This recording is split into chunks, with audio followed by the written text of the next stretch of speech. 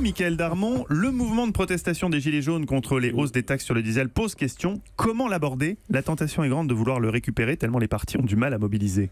Et oui, puis on connaît ce principe en politique. Quand on ne contrôle pas un mouvement, il faut feindre de l'organiser. Donc il faut savoir que les gilets font rire jaune dans les états-majors, car voilà les Français qui sont prêts à se mobiliser contre les prochaines taxes sur le diesel prévues en janvier. Mais c'est un carburant politique incompatible pour des formations politiques qui ont inscrit la transition écologique au programme. Premier embêté, les socialistes. Ils ont soutenu la trajectoire fiscale pour décarboner l'énergie au dernier quinquennat et les décisions de la COP21. Résultat, position alambiquée, pas de soutien du mouvement, mais du pouvoir d'achat tous les jours. C'est ce que l'on réclame du côté du PS. Du côté de la France insoumise, grosse gêne quand même, à l'image des hésitations de Jean-Luc Mélenchon. Un jour, il dit on n'y va pas, il y a les fachos. L'autre jour, il dit il n'y a pas que des fachos, il y a des fâchés. Bref, la pirouette est très intéressante pour faire un titre, mais en fait, il y a surtout un fichier de clientèle, de militants et un gros problème. L'écologie est aussi au programme des Insoumis. Reste le Rassemblement National et LR. Ils soutiennent, permettent à leurs élus de manifester avec un risque tout de même. Les gilets sont très remontés contre les responsables politiques en général. Alors Mickaël, est-ce que cette mobilisation annoncée comme importante inquiète Matignon et l'Élysée?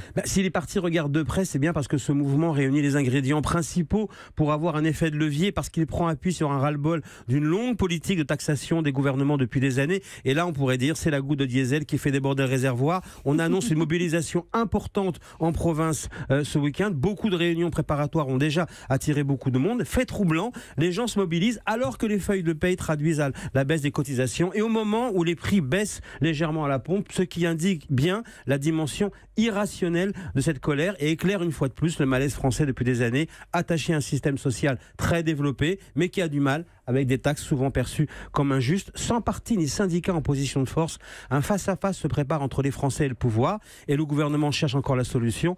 Comment faire retomber la fièvre du samedi noir?